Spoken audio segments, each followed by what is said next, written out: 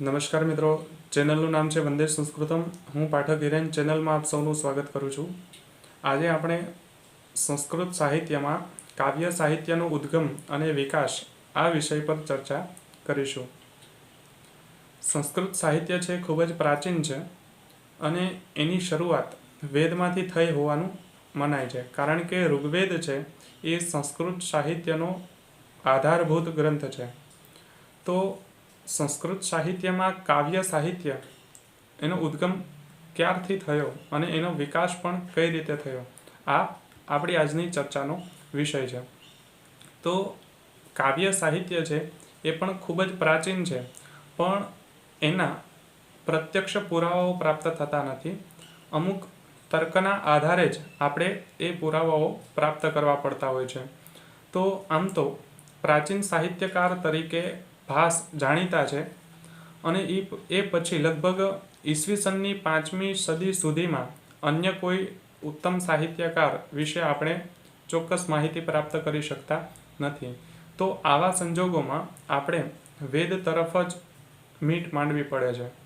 તો વૈદિક કાળ છે એ કાળમાં વેદોની સાથે સાથે વેદાંગોનું પણ સર્જન થયું હોવાનું માનવામાં આવે છે. સૌપ્રથમ એક ગ્રંથ હતો ઋગ્વેદ, જેનો વિસ્તાર કરીને વ્યાસ છે એણે 4 વેદોની રચના કરી. ત્યાર પછી વેદાંગોની રચના થઈ અને ત્યાર પછી બ્રાહ્મણ ગ્રંથો, આરણ્ય ગ્રંથો વગેરે, ઉપનિષદો વગેરેનું સર્જન થયું. તો એમાં કાવ્ય સાહિત્યનું મહત્ત્વ કેટલું હતું, કાવ્ય સાહિત્યનો વિકાસ કેટલો હતો એ જોવું રહ્યું. તો વૈદિક સાહિત્ય છે એ આમ તો ધાર્મિક છે, પણ એની સાથે સાથે બિન ધાર્મિક અંશો પણ એમાંથી પ્રાપ્ત થાય છે. વેદમાં આપેલી સ્તુતિઓ, સૂક્તો આ બાબતે નોંધપાત્ર માનવામાં આવે છે. વેદમાં અમુક સંવાદ સૂક્તો આપેલા છે જેને ધર્મની સાથે કોઈ નિસ્બત નથી. અમુક એવા સૂક્તો છે જેમ કે ઉષાદેવી સૂક્ત. તો ઉષાદેવી સૂક્ત છે એને ઉર્મી પ્રધાન કાવ્ય પણ કહી શકીએ છીએ, કારણ કે તેમાં પ્રકૃતિનું સુંદર રીતે વર્ણન કરેલું છે. તો કાવ્ય સાહિત્યનો જે શરૂઆતનો અંશ છે, કાવ્ય સાહિત્યના જે મૂળ છે એ આ વેદમાંથી પ્રાપ્ત થાય છે. ત્યારબાદ બીજા સૂક્તો તરીકે મંડુક સૂક્ત પણ આ ગ્રંથમાં છે, વેદમાં છે. તો અહીં એને સંવાદ સૂક્ત તરીકે રજૂ કરવામાં આવ્યું છે. મંડુક સૂક્ત છે એમાં એકબીજા સાથે સંવાદ કરતા હોય એવા દેડકાઓની વાત કરવામાં આવી છે. એનો દેડકાનો જે અવાજ છે એના પર ઋષિઓએ કલ્પના કરી છે અને જાણે એ સંવાદ કરતા હોય એવું વ્યક્ત કર્યું છે. તો અહીં પણ જે કાવ્ય સાહિત્ય છે એનો વિકાસ થતો જોવા મળે છે.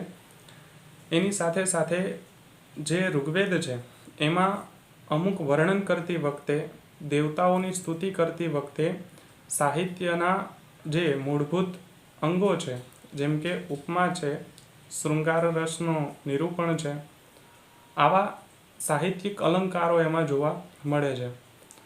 તો એ સમયે ઋષિઓનો મત પણ અહીં વેદમાં જોવા મળે છે કે જેવી રીતે કોઈ સુથાર રથ બનાવતી વખતે સંપૂર્ણ રીતે જાગૃત રહે છે અને એક અંકોડો પણ જો ઓછો થાય તો એ રથ ઉત્તમ નથી બની શકતો, એવી જ રીતે કાવ્યને પણ જો ઉત્તમ બનાવવું હોય તો એમાં કોઈ પણ દોષ ન હોવો જોઈએ. તો ઋષિઓનું આવું જે મંતવ્ય છે એ કાવ્ય સાહિત્ય પ્રત્યેની જાગૃતતા દર્શાવે છે અને આવા ભાવ ઋગ્વેદમાંથી આપણે પ્રાપ્ત થાય છે. તો ઋગ્વેદ છે એ કાવ્ય સાહિત્યનો પ્રેરણા ગ્રંથ છે એમ માની શકાય. ત્યારબાદનો સમય જે છે એ વેદાંગ, ઉપનિષદ વગેરેનો સમય છે. તો એ સમયમાં પણ બ્રાહ્મણ ગ્રંથો પ્રાપ્ત થાય છે. એ બ્રાહ્મણ ગ્રંથોમાં અમુક આખ્યાનોનું વર્ણન કરવામાં આવ્યું છે. આ આખ્યાનો છે પણ આલંકારિક ભાષાઓમાં અલંકારોથી યુક્ત, સમાસથી યુક્ત વાક્ય રચના વડે પ્રસ્તુત કરવામાં આવ્યા છે. વ્યાકરણકારો છે એણે પણ સાહિત્યમાં સારું એવું પ્રદાન કર્યું છે. વ્યાકરણકારો આમ તો ઘણા થઈ ગયા, પણ જો શ્રેષ્ઠ વ્યાકરણકાર તરીકે પ્રખ્યાત હોય તો એ છે મહર્ષિ પાણિની. પાણિનીએ અષ્ટાધ્યાયી નામના વ્યાકરણ ગ્રંથની રચના કરી. એની સાથે સાથે જાંબવતી વિજય અને પાતાલ વિજય નામના કાવ્યોની પણ રચના કરી હોવાનું મનાય છે. જો કે આ જાંબવતી વિજય અને પાતાલ વિજય એમની જ રચના છે એના વિશે મતભેદ છે. છતાં પણ આવા મતના આધારે આપણે એટલું ચોક્કસ નક્કી કરી શકીએ કે પાણિનીના સમય દરમિયાન કાવ્ય સાહિત્ય છે એ ગતિ પ્રાપ્ત કરી ચૂક્યું હતું અને સર્જકો છે કાવ્યની રચના માટે જાગૃત હતા. પાણિનીના લગભગ 200 વર્ષ પછી પતંજલિ નામના વ્યાકરણકાર થઈ ગયા, જેણે પાણિનીનો જ ગ્રંથ જે અષ્ટાધ્યાયી છે એના ઉપર એણે ભાષ્ય લખેલું.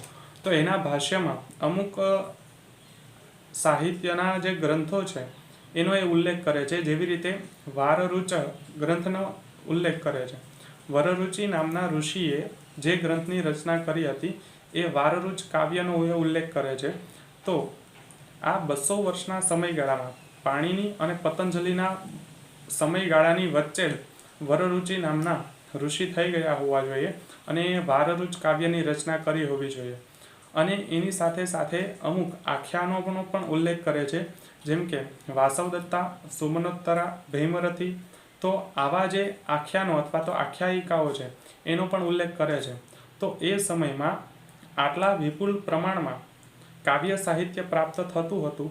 તો એનો અર્થ એ થયો કે આ જ સમય દરમિયાન વૈદિક કાળથી પાણિનીના કાળ અથવા તો પતંજલિના કાળ સુધીમાં કાવ્ય સાહિત્ય છે એ વેગવંતુ બની ચૂક્યું હતું. પતંજલિનો સમય પાણિનીના 200 વર્ષ પછીનો છે અને પતંજલિ અને પાણિનીની સમયની વચ્ચે જ વરરુચિ જેવા ઉત્તમ સાહિત્યકારો થઈ ગયા હતા. તો આ 200 વર્ષમાં કાવ્ય સાહિત્ય છે એ ખૂબ જ ઝડપથી આગળ વધી રહ્યું હતું. ત્યારબાદ જો વાત કરવામાં આવે રામાયણ અને મહાભારતની, તો રામાયણ અને મહાભારત છે એ સંસ્કૃત સાહિત્યના બેજોડ ગ્રંથો છે અને બંને ગ્રંથોએ એક ઉચ્ચ પ્રકારનું સ્થાન પ્રાપ્ત કર્યું છે. એમાં મહાભારત છે એ જો કાવ્યની દ્રષ્ટિએ જોઈએ શુષ્ક પ્રકારનો છે, કારણ કે મહાભારત છે એ વિવિધ ઘટનાઓનો એક સંગ્રહ છે. પણ જો વાત કરવામાં આવે રામાયણની, તો રામાયણ છે એ કાવ્ય સર્જકો માટે પ્રેરણાદાયી છે. ચોક્કસ મહાભારતે સાહિત્યકારોને કથા વસ્તુ આપી છે. મોટાભાગના સાહિત્યકારોએ મહાભારતની કથા વસ્તુ ઉપર જ પોતાનું સર્જન કર્યું છે. પણ રામાયણે માત્ર કથાનક જ નહીં, પણ રામાયણે શૈલી પણ આપી છે. રામાયણ કાવ્યની દ્રષ્ટિએ એક ઉત્તમ ગ્રંથ માનવામાં આવે છે અને વાલ્મીકી કે જે રામાયણના રચયિતા છે એને આદિ કવિ તરીકે ઓળખવામાં આવે છે. તો રામાયણ છે આદિ કાવ્ય થયું. એનો અર્થ એ નથી કે રામાયણની રચના થઈ એ પહેલાં કાવ્ય સાહિત્ય નહોતું. પહેલું જ કાવ્ય રામાયણ છે એમ ન કહી શકાય, પણ શ્રેષ્ઠતાની દ્રષ્ટિએ જો પહેલું કાવ્ય હોય તે રામાયણ છે એમ ચોક્કસ કહી શકાય. તો રામાયણ છે એમાં વાલ્મીકીએ જે શૈલી અપનાવી છે એ શૈલી અને કથા વસ્તુનું અન્ય સાહિત્યકારોએ અનુકરણ કર્યું છે. અને એવું માનવામાં આવે છે કે એ સમયમાં વેદકાલીન સમય પછી અમુક લોકો છે એ એક ગામથી બીજે ગામ ફરતા હતા અને જે ઐતિહાસિક કથાનકો હતા એ કથાનકોને સુચારુ રીતે સુંદર ઢબે એ લોકોની સમક્ષ પ્રસ્તુત કરતા હતા અને લોકોનું મનોરંજન કરતા હતા અને એમાંથી એ પોતાની આજીવિકા પ્રાપ્ત કરતા હતા. તો એ સમયે સંસ્કૃત ભાષાની સાથે પ્રાકૃત ભાષામાં પણ આ કથાઓ, આ કાવ્યો રજૂ કરવામાં આવતા હતા. તો સામાન્ય લોકો સુધી કાવ્ય સાહિત્ય છે એ સરળતાથી પહોંચી ચૂક્યું હતું. રામાયણે સાહિત્યકારોને બેવડી ભેટ આપેલી છે, કારણ કે રામાયણમાંથી કથા વસ્તુ પણ વિપુલ પ્રમાણમાં મળી આવે છે અને એની સાથે સાથે વાલ્મીકીની શૈલી છે એ પણ સાહિત્યકારો માટે પ્રેરણાદાયી છે. તો વાલ્મીકીએ રામાયણની રચના કરી એ પહેલાંની દંતકથા મળી આવે છે કે વાલ્મીકી એક શિકારીના તીરથી મરેલા ક્રોંચ નામના પક્ષીને જોઈ અને ખૂબ જ દુઃખ પામ્યા હતા અને અચાનક જ એના મોઢામાંથી પહેલો શ્લોક નીકળી ગયો હતો, જેને લૌકિક કાવ્ય સાહિત્યનો પ્રથમ શ્લોક માનવામાં આવે છે. તો આ રીતે રામાયણ અને મહાભારતની રચના થઈ એ પહેલાં પણ કાવ્ય સાહિત્ય છે વેગવંતું બન્યું હતું અને ખૂબ જ વિકાસ સાધ્યો હતો. ત્યારબાદ વાત કરવામાં આવે છંદશાસ્ત્રની, તો છંદશાસ્ત્રના ઘણા બધા ગ્રંથો પ્રાપ્ત થાય છે, પણ જો છંદશાસ્ત્રમાં સૌથી પ્રધાન માનવામાં આવતા હોય તો એ છે પિંગલ મુનિ. પિંગલ મુનિ છે એણે છંદોના નામ આપ્યા છે, છંદોના બંધારણ નક્કી કર્યા છે. તો પિંગલ મુનિએ છંદોના જે નામ આપ્યા છે એ પણ શૃંગારિક અને અલંકારિક રીતે આપ્યા છે. કારણ કે છંદોના નામ જોઈએ તો શાર્દુલ વિક્રીડિત એવો છંદનું નામ આપ્યું, તો સિંહની ગતિ વાળું, આવું શાર્દુલ વિક્રીડિત શબ્દનો અર્થ થાય છે. તો આ પણ એક ઉપમાનો ઉપયોગ કરીને નામ આપવામાં આવ્યું છે. એની સાથે સાથે અમુક નામ છે એ પશુ પક્ષીને સંબંધિત છે, તો અમુક નામ છે સ્ત્રીઓને સંબંધિત છે, જેવી રીતે તનુ મધ્યા. તો અહીં અલંકાર, ઉપમા વગેરેનો ઉપયોગ કરી અને પિંગલ મુનિએ નામ આપેલા છે. તો છંદના નામમાં પણ જો આટલી અલંકારોની ઉપયોગિતા એને જણાઈ હોય તો એ સમયે અલંકાર એ કાવ્યનો એક મહત્વનો ભાગ છે. તો આ દૃષ્ટિએ કાવ્ય સાહિત્ય છે એ વિપુલ પ્રમાણમાં પ્રાપ્ત થયું હોય અથવા તો એનું સર્જન થયું હોય. ત્યારબાદ શિલાલેખો છે એ પણ કાવ્ય સાહિત્યના ઉદ્ભવ અને વિકાસ માટે પુરાવાઓ પૂરા પાડે છે. તો ઘણા બધા એવા શિલાલેખો છે કે જેમાં સમાસયુક્ત વાક્યોનો પ્રયોગ કરેલો છે.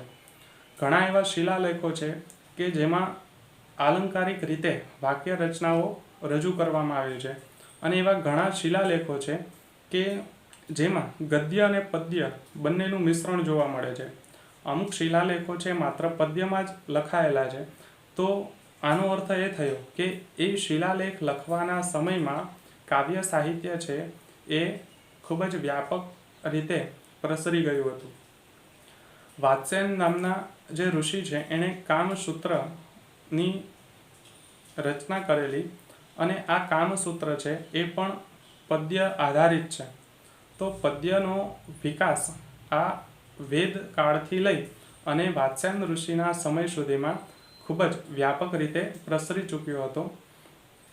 હવે વેદકાળથી લઈ અને કામસૂત્ર સુધીના સમયનું જો અવલોકન કરવામાં આવે તો વેદમાંથી ઉદ્ભવેલું જે કાવ્યના રૂપી ઝરણું છે એ આ વાત્સ્યાયન ઋષિના સમય સુધીમાં સારી રીતે વેગવંતું બની ચૂક્યું હતું.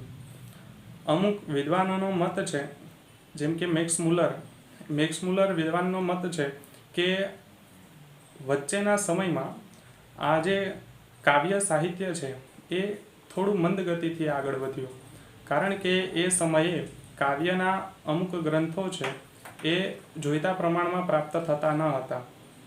કાવ્ય સાહિત્યમાં અરાજકતા અને સ્થગિતતા જોવા મળતી હતી. કાવ્ય સાહિત્ય પ્રાકૃત ભાષા આધારિત હતું એવું ગ્રિયર્સન નામના વિદ્વાન માને છે. પણ આ બંને મત, મેક્સ મુલર અને ગ્રિયર્સન બંનેનો મત છે અસ્વીકાર્ય છે. કારણ કે એના કોઈ ચોક્કસ પુરાવાઓ મળતા નથી. ગ્રિયર્સન તો ત્યાં સુધી કહે છે કે રામાયણ અને મહાભારત છે એ પણ પ્રાકૃત ભાષામાં હતું, પણ એના કોઈ પુરાવાઓ, પુખ્તા સબૂત આપણી સમક્ષ પ્રાપ્ત નથી થયા. એના માટે આ બંને મતો છે અસ્વીકાર્ય માનવામાં આવે છે. પણ એટલું ચોક્કસ છે કે વિક્રમ સંવતની પહેલી સદીની આસપાસ કાવ્ય સાહિત્ય છે એનો વ્યાપક પ્રચાર પ્રસાર થયો અને એ કાલિદાસને આભારી છે. કાલિદાસ અને એના પછીના સમયમાં જે કોઈ પણ સાહિત્યકારો થયા તેણે કાવ્ય સાહિત્યમાં ઉત્તમ સર્જનો આપ્યા છે. તો આ ચર્ચા ઉપરથી એટલું સ્પષ્ટ થાય છે કે કાવ્યનો મૂળ સ્ત્રોત વેદ છે અને ઋગ્વેદના સૂક્ત અને એના જે કોઈ પણ સ્તુતિઓ છે એમાંથી પ્રેરણા લઈ અને સર્જકોએ કાવ્યોનું સર્જન કરેલું છે. એની સાથે સાથે બ્રાહ્મણ ગ્રંથો, આરણ્ય ગ્રંથોમાં જે આખ્યાયનો છે એણે પણ સાહિત્યકારોને પ્રેરણા આપેલી અને એમાંથી સાહિત્યકારોએ નાના અથવા તો મોટા કાવ્યોમાં પોતાનું સર્જન આપેલું અને આ રીતે કાવ્ય સાહિત્ય છે એ આગળ વધી ચૂક્યું હતું. જ્યારે વિવિધ સંસ્કૃતિઓનું આક્રમણ થયું ત્યારે ભારતીય સંસ્કૃતિ લુપ્ત પણ થઈ હતી. હિન્દુ સિવાયના અન્ય જે કોઈ પણ આક્રમણકારો છે એણે આપણી સંસ્કૃતિને નષ્ટ કરવા માટે આપણા પૌરાણિક ગ્રંથો છે એ નષ્ટ કરી નાખ્યા હતા. તો એમાં આપણા સાહિત્યના જે કાવ્યના ગ્રંથો છે એ પણ નષ્ટ થઈ ગયા હોય તો આના કારણે આપણે પુરાવાઓ પ્રાપ્ત થતા નથી, પણ રામાયણ અને મહાભારત આપણે પ્રાપ્ત થાય છે અને એ જ આ સંસ્કૃત સાહિત્યના આધારભૂત ગ્રંથો છે. અને એમાંથી કથાનક પણ પ્રાપ્ત થયું છે, શૈલી પણ પ્રાપ્ત થઈ છે અને છંદ પણ પ્રાપ્ત થયા છે અને જીવન દર્શન અને તત્વજ્ઞાન પણ પ્રાપ્ત થયું છે.